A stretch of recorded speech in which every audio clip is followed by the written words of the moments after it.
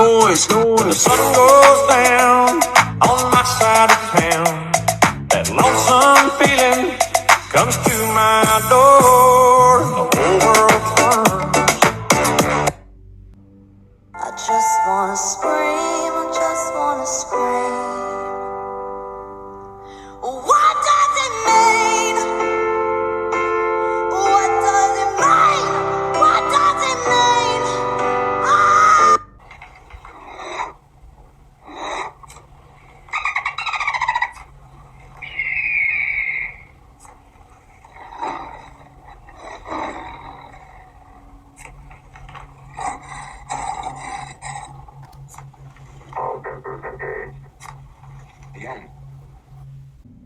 If we don't, we'll die. She began to weep. They went up. And silence held between them.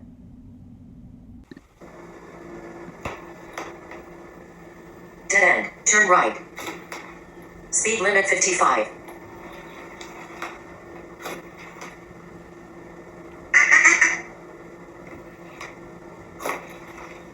Cattle crossing.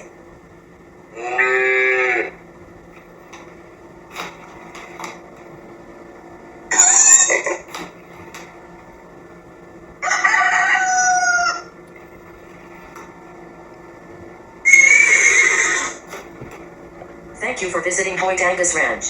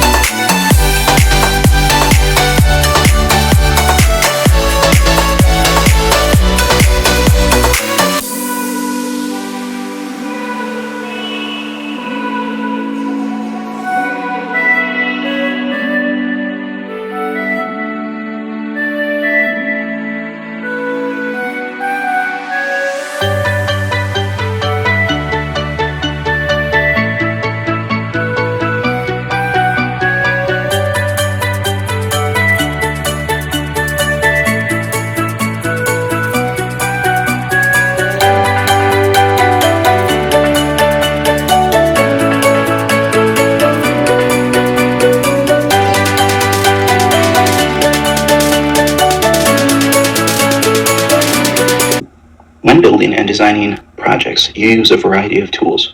All these tools are not the same. Many of these tools fall into two major categories, and with all these tools, you can build and design almost anything. The first category you look at is hand tools. These tools you use with your hands.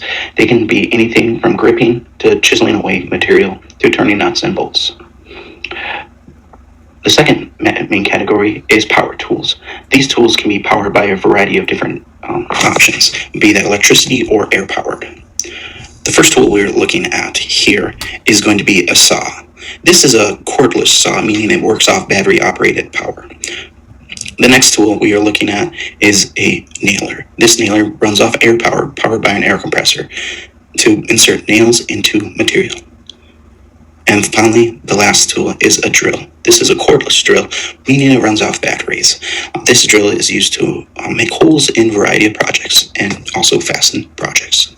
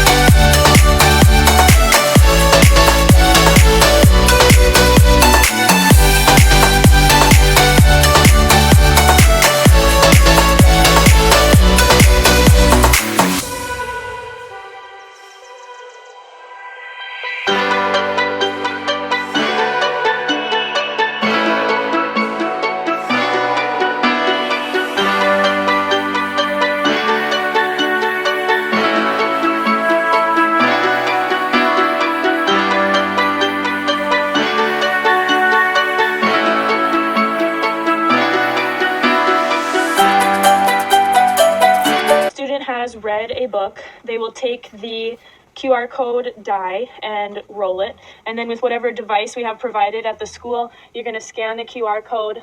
It opens you up into PowerPoint, and this question is, what is the setting of your story? Where and or when does your story take place? So that would be the question that the students would have to answer, and then they move on and roll again. We're in the North Pole. North Pole, it's in the Arctic Ocean. No one lives there. The ice is always kind of moving around, so it makes it really hard, if not impossible, to permanently live here. However, there are a couple of countries, Canada, Russia, and Greenland, who live near the Arctic, but not quite in it.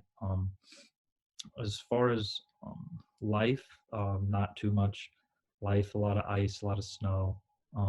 There's some polar bears, a little bit of life, but there's not really too much besides that. Here we are at the South Pole now. South Pole is located on Antarctica. There's little wildlife and plants because the weather is so harsh and so cold. It's typically colder than the North Pole. People live there as well. There are some research stations down kind of near in Antarctica, but no one can permanently live there. They're just going to live there little bits at a time. One of the main things, everyone loves penguins. Antarctica's got penguins, so that's kind of a big attraction. Real cool. I got some right here in the pictures. But yeah, and then also Antarctica is classified as a cold desert, so it is very, very tough conditions, like I already said. So yeah, that's all I have for the South Pole, so I will see you at our final destination. Here we are at our last location. This is one of the spots on the equator. The equator is the line separating the northern and southern hemispheres. This means it's kind of right in the middle of the Earth. And so typically there's warmer weather, as you can see. There's some trees in the background, some nice grass, some bushes. That has to do with it's closer to the sun along the equator, and then also your days and nights throughout the year are a lot more consistent. Typically throughout the whole year, you will have 12 hours of day or sunlight and 12 hours of dark or nighttime, whatever you'd want to call it.